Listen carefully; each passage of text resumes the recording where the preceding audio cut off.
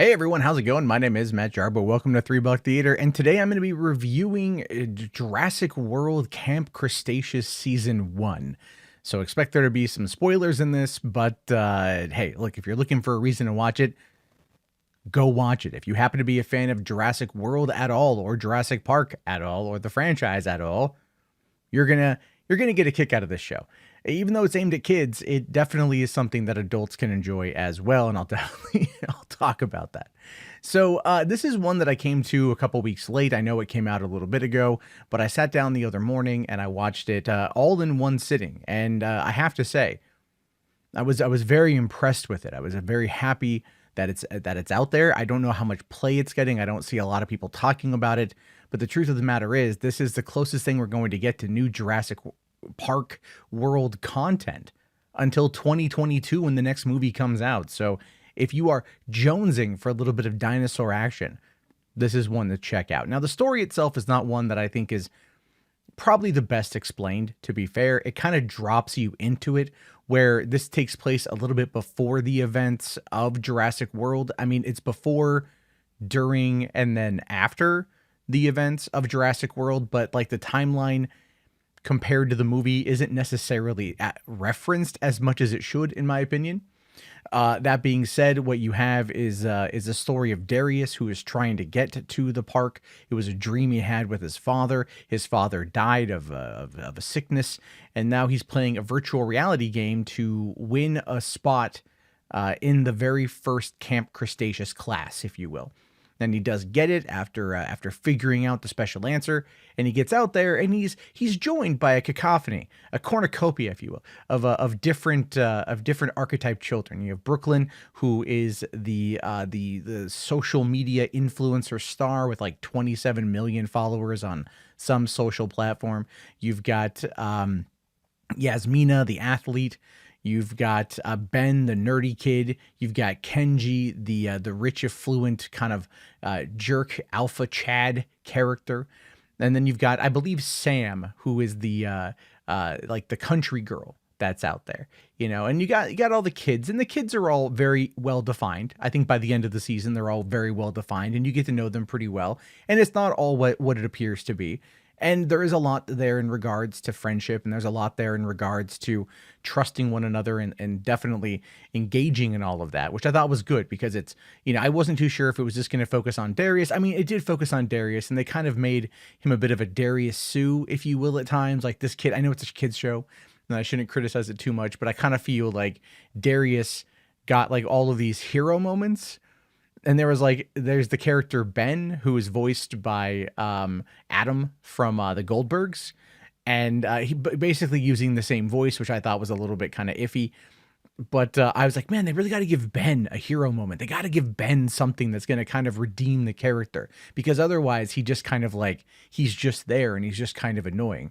And they kind of do, but there's not even really like a lot of what you would call like even romance between the kids. Like, they kind of hint at a couple things, but really it's more about the understanding of who the other person is and their contribution to the team and their contribution to what's going on and everything else. And so the character, it's some pretty good stuff there. Like I really enjoyed the characterizations from everybody, because it blended well together. You could tell they spent a lot of time really trying to identify these character types. If I had to equate it to anything, think of how it all kind of broke down in The Breakfast Club is probably like the best course of action, just it being PG on Netflix and not an R-rated comedy from back in the 80s, which is still one of the funniest movies ever made. But that being said, let's talk about the story. So the story is they go to Camp Cretaceous. They're the first class. They're there to test it out. Obviously, Brooklyn is there because she's going to like blog everything or vlog everything as a way to like bring promotion to the program. And everyone's there for their different reasons. Kenji's rich father got him out there, but we don't quite know who his rich father is yet. I have a feeling we're going to learn that in season 2. And the other characters, we only really find out why Ben was there. And that's because his mom works for Mr. Masrani, the owner of Jurassic World, who dies in the movie. And she got him there in order to, kind of like toughen him up and everything. So it's kind of a weird situation on that front. But the story is just they get to the park. Darius and Kenji are kind of rivaling each other in the beginning. They end up like sneaking out. They encounter Owen's raptors from the movie. They encounter, so we get to see, we don't get to see a lot of blue, but we get to see the raptors. And then they start kind of uncovering a bit more about the Indominus Rex. That would be Brooklyn is trying to get some extra information. And then we find out that the Indominus Rex exists and that it gets out of its cage. And when that happens, then we kind of move our way into the Jurassic World timeline. And it takes place again during that time. We don't get any real interaction with the events of Jurassic World as far as I recall, but it does kind of pair alongside it. And then it takes place again a little bit after the fact, i.e. like when it's pretty much over. Now, there is some violence in the show in regards to people getting eaten by the Indominus Rex, or even Toro, the bad guy, if you will, from Jurassic Park 3, who ends up being killed in the trailer for Jurassic World Fallen Kingdom. He's kind of like the rival dinosaur to the Indominus Rex, which I thought that was pretty cool that they kind of had like rival dinosaurs fighting each other, if you will, throughout this, or the kids are kind of being stalked by both. And you get to see a wide variety of different dinosaurs. Like I was laughing my ass off at the compies who show up, because they were like this little chickens, which is how they were described in the Jurassic Park book. And I really liked a lot of the references back to Jurassic Park and Jurassic World, and nothing to Fallen Kingdom because we haven't gotten into that timeline yet, because Fallen Kingdom takes place a couple years after the events of Jurassic World. But this show does give you a good look at what's happening outside of the main park when everything goes down. But like I said, it's terrible in trying to, it doesn't tell you specifically like X happened now. Like you just have to kind of figure it out. And I think if you're a kid watching this, the kid is not going to get it. And the adult might go, but wait, isn't that from the movie?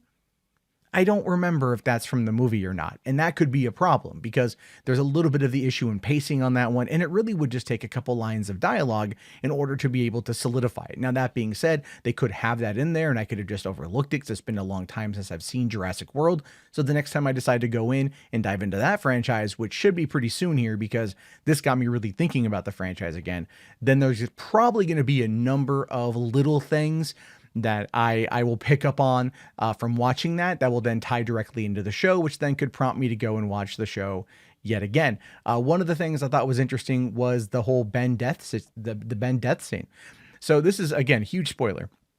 This is like the end of episode 7, beginning of episode 8 sort of thing. Like they're on the tram and then all of a sudden, like, one of the pterodactyls or petrodactyls, whatever it's called, breaks through and it slows down and Ben just gets like pulled out by one of them and Darius is trying to save him and Darius is struggling and struggling and struggling. And I'm watching this going like, holy, are they going to kill Ben?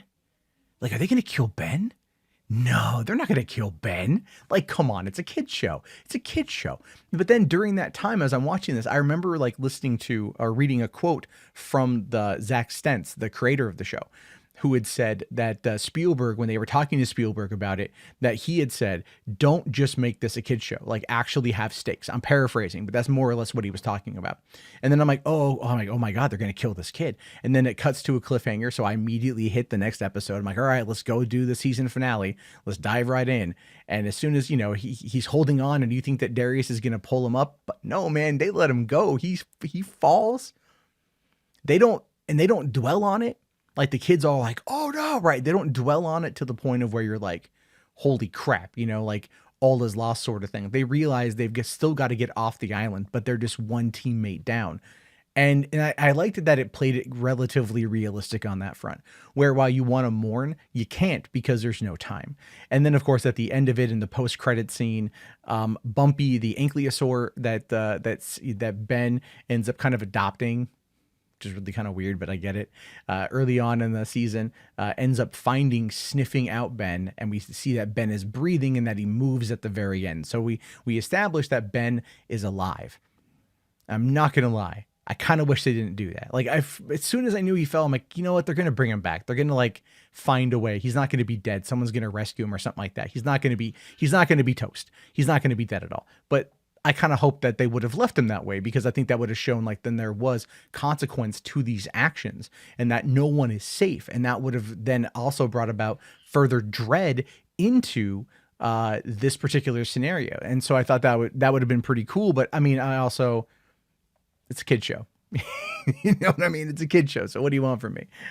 It's all right though. So to wrap this whole thing up, I honestly have to give a lot of credit to the team behind this. They took a concept that I thought they were, I kind of, because when the show first started, I didn't know that it was a prequel. Like I said, or I didn't know that I knew it was a prequel, but I didn't know that it took place also during the events of the movie. And so I thought to myself, oh, great, the dinosaurs are getting out once again. Okay, I mean, how many times are we just going to tell the same story? And that to me was a little bit off-putting at first, which might be one of the reasons why I didn't dive into it right away. I don't feel like the timeline was effectively set, but after I got done watching it, I really enjoyed it, and I'm hoping that we do get a season 2. I haven't seen if they've greenlit it yet at all. I would hope that at this point, with the delay of Jurassic World Dominion due to the current pandemic situation, that Netflix will in fact greenlight it, because we're going to want some Jurassic Park content. 2021 ain't going to have anything. And this would be a good time to keep this series going, to give us more of a story for what's going to be happening to the kids on that island, at least for another few episodes while they try to escape. And I think that would be a good kind of like bridging the gap into Fallen Kingdom. And maybe even one of those kids might appear in Jurassic World Dominion. I don't know. Might give it time, because they have a lot of delay to get it done, right? A lot of time. Maybe one of the kids will become a standout star, or maybe all of them will end up being featured somewhere in Dominion, or some reference back to it, which I think would be kind of cool too. So anyway, I want to hear your thoughts. I want to hear your opinions on this one. Let me know down in the comment section. I will talk to you all later. Have yourself a great day. Thank you again for watching. And honestly, thanks to the team who made this. It was really enjoyable and way better than expected. So that's awesome. I'll talk to you guys later. Have yourself a good one, and peace out.